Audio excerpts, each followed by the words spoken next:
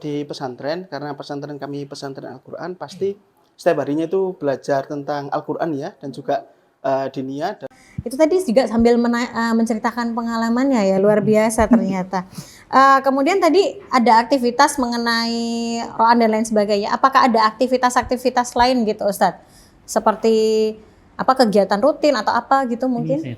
Boleh? Mungkin dari Ustadz Ulil lagi. Kegiatan rutin itu selain sekolah, mungkin kan sekolah dari pagi sampai kalau di sana jam 1. Habis itu pulang setelah asar itu ada ngaji sesuai kelasnya masing-masing. Jadi meskipun saya di sekolah formal, tetap basicnya basic agama. Dan sekolah saya di Pondok Pesantren Al Anwar 2 itu khusus untuk santri yang ingin belajar formal.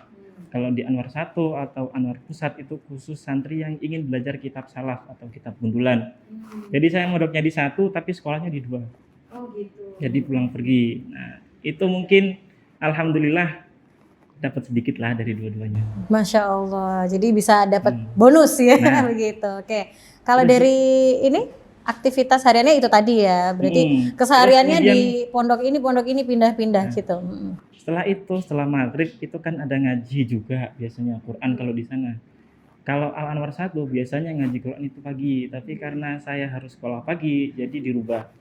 Jadi waktu itu memang golongan saya itu gimana ya, kayak memisahkan diri dari sekolah Anwar 2. Karena pengennya mondok di 1 tapi sekolahnya di 2. Jadi akhirnya dibikinkan agenda khusus santri yang sekolah ya, jadi emang pondok tuh fleksibel aslinya. Oh begitu, jadi nggak sekaku yang mereka takutkan di luar sana ya Ustaz ya? Harus A, siswa harus atau santri harus bisa ini dan itu harus bisa enggak. Oh, lebih fleksibel. Ke penanaman moral sih sebetulnya di pesantren. Masya Allah. Kalau Ustaz Dwi Cahya mungkin seperti apa aktivitasnya mungkin di pondok? Kalau aktivitasnya saya kembali ke hampir sama kayak Ustaz Ulil kayak gitu nih. Kayak tadi karena memang saya mondoknya itu pindah-pindah kayak gitu. Jadi ya kalau pagi ya sekolah ataupun kuliah, kalau sore sampai malam kita juga lakukan kegiatan-kegiatan di pondok. Yang masih saya ingat itu yang benar-benar mengena kalau waktunya kita musyawarah, entah itu kubro ataupun sugro. Kita benar-benar dilatih untuk kritis dengan teks ataupun kegiatan-kegiatan yang sedang kita bahas, misalkan masalah terkini dan lain sebagainya. Itu menjadikan sebenarnya di pondok pun kita dilatih untuk berpikir kritis kayak gitu. Yang sekarang di era sekarang itu banyak yang diarahkan bahwasanya pendidikan sekarang itu perlu meningkatkan di hal itu. Betul. Di sekolah formal juga seperti itu. Betul. Ya Ustaz ya. Padahal dari sejak dulu pondok itu sudah mengajarinya. Oh, Masya Allah sekali. Kalau Ustadz Irham mungkin mau ditambahkan sedikit?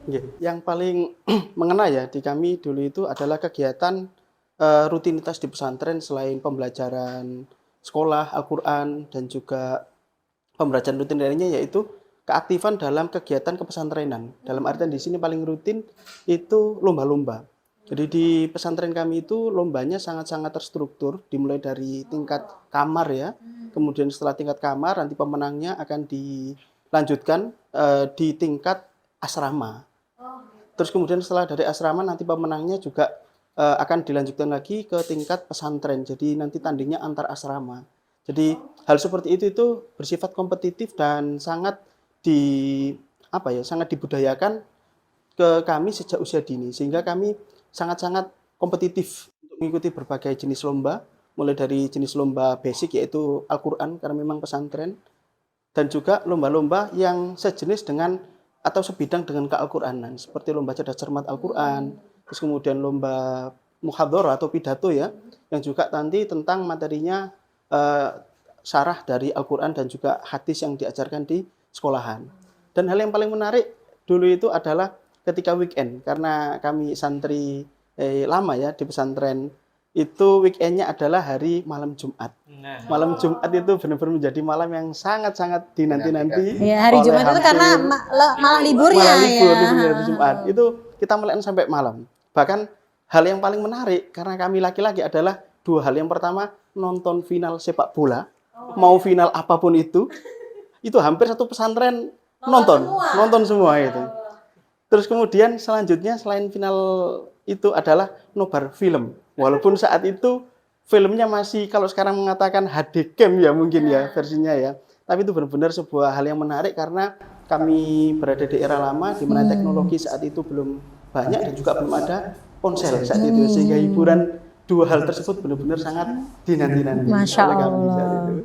Jadi ternyata mondok tuh nggak semengerikan itu ya. Tidak. Saya seru Sangat malahan seru ya. sekali. Saya aja jadi tertarik nih. Waduh, mondok, Pak? boleh nggak ini? Kalau Oh, boleh, usia boleh. sekarang, Boleh, kan, silakan. tapi udah menikah, jadi nggak boleh ya. Mondok di mertua. Oh gitu. Masya Allah. Oke, lanjut. Kemudian, nah ini berkaitan dengan Hari Santri nih Ustadz. Kira-kira karena Ustadz-Ustadz sekalian ini tadi saya lihat menjadi seorang santrinya itu benar-benar totalitas dan luar biasa. Kalau kita melihat anak-anak sekarang mungkin ada punya rasa takut atau mungkin ada rasa seperti kalau nanti saya jadi santri saya nggak jadi anak yang gaul atau modern seperti itu ya. Nah kira-kira semangat menjadi seorang santri itu yang harus ditanamkan dalam diri seorang santri seperti apa? Silakan Ustadz Dwi Cahyo dulu mungkin. Ya, yang paling terasa sampai sekarang itu adat di pondok itu nggih. Bahwasanya masyaikh sama santri-santrinya itu selalu habis sholat itu kirim Al-Fatihah. Itu sampai sekarang kita sambung kayak gitu. Lah itu menjadikan perbedaan kita sekolah sama pondok kayak gitu. Dari hal sekecil itu yang menjadikan kita selalu terhubung sampai akhirnya ya semoga kita bisa dikumpulkan dengan masyaikh-masyaikh kita. Itu kemudian Ustadz Irham. Oke.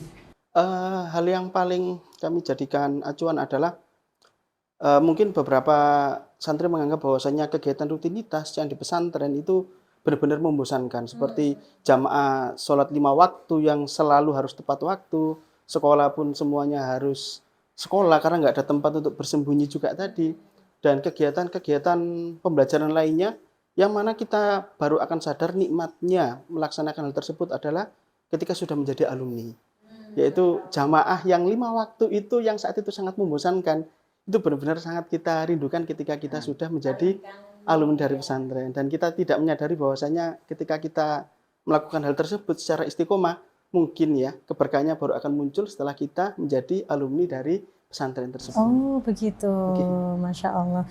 Adem ya mendengarnya, Masya Allah Ustadz Irham. Kalau dari Ustadz Ulil semangat santri itu seperti apa?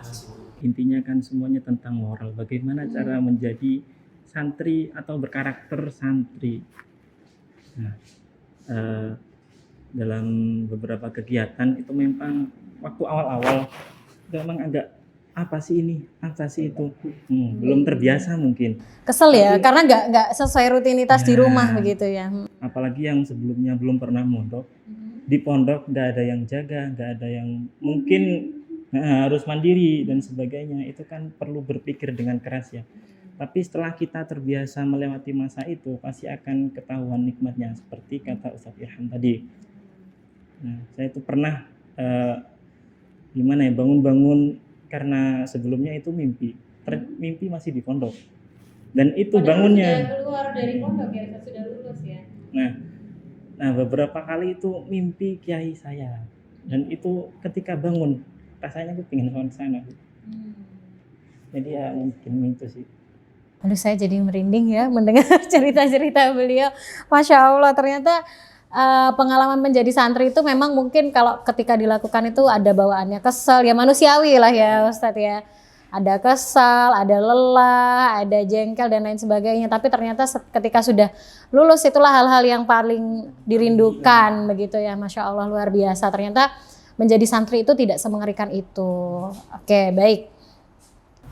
Baik, itu tadi perbincangan menarik kita bersama para ustadz-ustadz yang ada di Sekolah Islam Safta. Semoga apa yang beliau sampaikan semuanya bisa bermanfaat untuk kita semua dan menjadi motivasi untuk kita menjadi pribadi yang lebih baik. Nah, sebelum saya tutup acaranya, mari kita bersama-sama ya ustadz-ustadz, karena ini kita memperingati Hari Santri yang ke-10 di tahun 2024 ini, bersama-sama kita sebutkan tema Hari Santri 2024. Siap? Ustadz-ustadz sekalian, Masya Allah. Oke. Hari Santri 2024 menyambung juang, merengkuh masa depan. Wassalamualaikum warahmatullahi wabarakatuh. Hari Santri, Hari Santri, Hari Santri.